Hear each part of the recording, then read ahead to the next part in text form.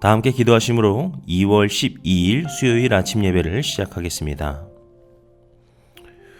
은혜와 자비로 우리 가운데 찾아와 주시는 사랑과 능력의 주님, 오늘 우리의 연약한 삶을 돌봐주시고 우리 가운데 찾아오시사 역사하여 주시옵소서. 우리가 오직 주님의 은혜를 구하고 주님의 위로를 구하며 이 자리 가운데 나옵니다. 사랑과 능력의 주께서 우리 가운데 찾아오시사 친히 역사하여 주시는 은혜로 오늘 이 예배가 그렇게 주님 앞에 나아가는 거룩한 자리로 될 수 있도록 주님, 우리의 이 모든 시간을 주님의 것으로 채워주시옵소서.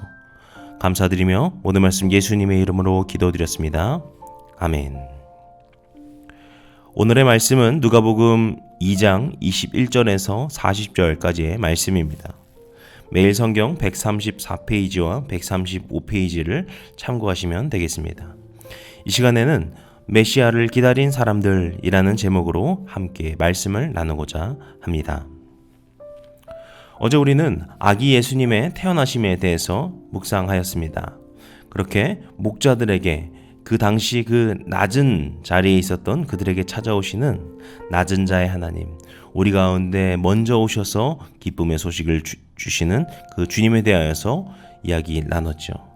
이제 오늘 본문은 정결 예식을 치르시는 예수님과 얽힌 이야기입니다. 그 중에서도 우리는 이 시므온이라는 사람을 중심으로 이야기를 나누고자 하는데요.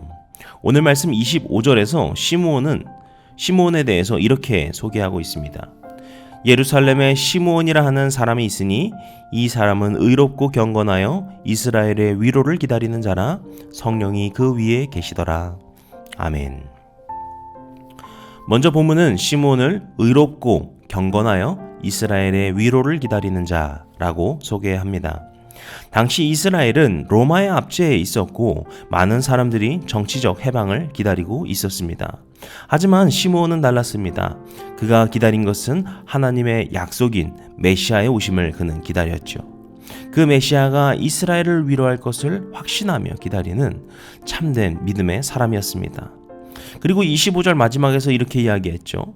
성령이 그의 위에 계시더라. 시므온은 성령의 인도하심을 받았다라는 것을 이야기하는 것입니다. 이것은 그가 인간적인 기대를 가지고서 그저 그가 어떤 이스라엘 사람으로서 그저 메시아를 기다린 것이 아니라, 정치적으로 자신들을 해방해줄 메시아를 기다린 것이 아니라 오직 하나님의 뜻을 구하며 하나님께 맡겨드리며 구하였던 믿음이었다라는 것을 우리가 볼 수 있죠. 그리고 27절에 가면은 그가 드디어 예수님을 만나게 되는데요. 그는 아기 예수님을 끌어안고 하나님을 찬송하며 이렇게 고백합니다. 29절에서 32절까지의 말씀인데요. 같이 읽겠습니다.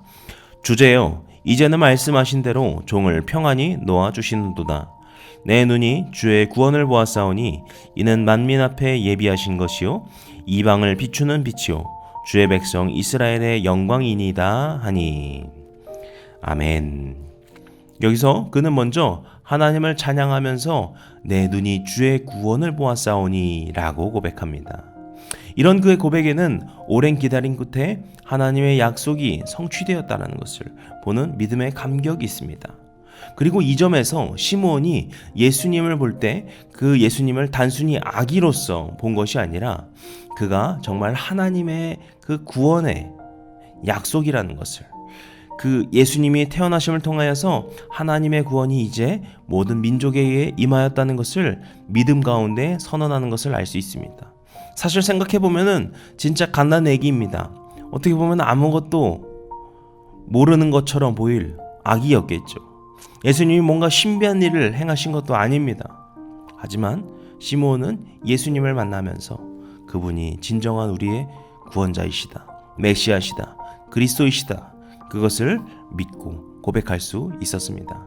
그리고 이어서 31절 32절을 보시면은 그는 예수님이 만민 앞에 예비하신 분이 되고 이방을 비추는 빛이다 라고 표현을 하고 있는데요. 이것을 통하여서 예수님이 이스라엘뿐만이 아니라 이방인에게까지 구원을 주시는 분이다 라는 것을 그가 알고 믿음으로 선포하는 것을 볼 수 있습니다. 이것도 참으로 놀라운 이야기입니다. 앞서 말씀드린 것처럼 이스라엘은 당시 로마의 압제에 있으면서 로마는 철저하게 적으로 여겼습니다. 그러면서 이 로마의 압제에서 해방될 정치적 해방을 간절히 바라왔거든요. 그리고 이 시므온도 한 명의 이스라엘 사람으로서, 유대인으로서 그런 것을 충분히 바랐을 수 있습니다.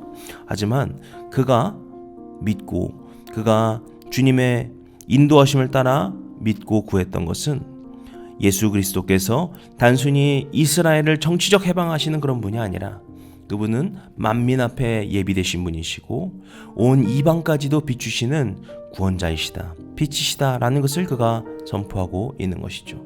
그렇게 시므온은 예수님을 만왕의 왕이시고 또 온 만민의 구세주 되신다라는 것을 선포하며 그렇게 주님을 만나게 됩니다. 그가 주님을 믿으며 기다렸던 그 시간을 결국 응답하여 주신 그 주님을 만나게 된 것입니다. 사랑하는 성도 여러분, 우리 삶에도 주님을 기다리는 마음이 혹 있습니까? 오늘 우리는 그것을 점검해 보길 원합니다. 시므온이 하나님의 약속을 신뢰하며 기다렸고 그 기다림 끝에 예수님을 만난 것에는 그가 주님의 약속을 믿는 믿음 가운데 계속해서 살아왔다라는 것을 볼 수 있습니다. 우리는 삶이 참 바쁘고 여러 가지 복잡한 일들이 있지만 그런 가운데에서 우리가 주님을 기대하고 주님의 임재하심을 바라고 오직 주님의 그 인도하심을 구하는 우리의 마음이 있는지, 우리의 삶의 그 바쁜 것들을 잠시 내려놓고 그렇게 주님을 기대하는 시간이 필요할 것입니다. 그런데 이렇게만 이야기가 끝나지 않습니다. 우리가 시므온의 말 가운데 또한 주목할 점은 그 다음의 이야기인데요. 예수님의 오심이 단순히 기쁨만을 의미하지 않는다라는 겁니다. 34절 말씀 같이 읽겠습니다. 시므온이 그들에게 축복하고 그의 어머니 마리아에게 말하여 이르되 보라, 이는 이스라엘 중 많은 사람을 패하거나 흥하게 하며 비방을 받는 표적이 되기 위하여 세움을 받았고. 아멘. 예수님이 구세주로 오신 것은 모든 만민을 위한 것입니다. 하지만 또한 예수님을 거부하고 거절하는 이에게는 구원이 임할 수 없습니다. 그래서 예수님의 사역은 사랑과 희생임과 동시에 심판이 되는 것입니다. 주를 믿고 십자가를 붙들며 살아가는 이들에게는 영생의 은혜가 임하는 것이고 그 주님을 끝까지 부인하고 거절하는 자들에게는 패망의 심판이 예비되어 있는 것이죠. 34절에서 시므온이 말하는 많은 사람이 패하고 흥하게 된다라는 예언은 그런 주님의 심판에 대해서 짚고 있는 것이고, 그렇게 주님께서는 우리 가운데 그런 의미를 갖고 찾아오셨다라는 겁니다. 사랑하는 성도 여러분, 우리는 앞서 그 기다림 끝에 그리스도를 만난 시므온의 마음을 보았습니다. 그런 의미에서 시므온의 그 은혜와 축복, 시므온에게 임한 그 주님의 은혜가 지금 우리 가운데도 임하기를 소망합니다. 진정으로 주님을 기다리는 자들에게 그러한 은혜가 임할 줄로 믿고 우리가 그것을 기대하며 살길 원합니다. 그럴 때 주님의 오심은 심판이 되는 것이 아니라 사랑이 되는 것이고 희생이 되는 것이고 우리를 향한 놀라운 계획이 되는 것입니다.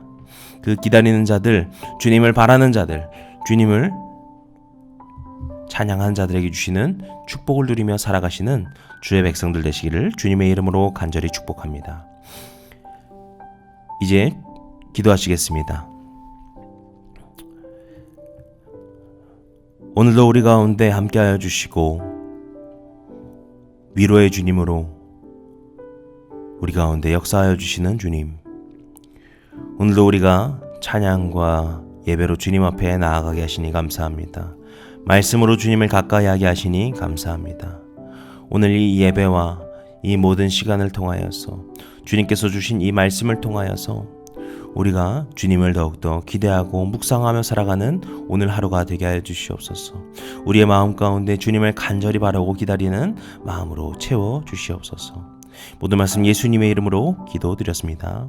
아멘. 이제 주님의 기도로 아침 예배를 마치겠습니다. 하늘에 계신 우리 아버지여, 이름이 거룩히 여김을 받으시오며 나라의 마옵시며 뜻이 하늘에서 이룬 것 같이 땅에서도 이루어지이다. 오늘날 우리에게 일용할 양식을 주옵시고 우리가 우리에게 죄 지은 자를 사하여 준 것 같이 우리의 죄를 사하여 주옵시고 우리를 시험에 들게 하지 마옵시고 다만 악에서 구하옵소서. 나라와 권세와 영광이 아버지께 영원히 있사옵나이다. 아멘.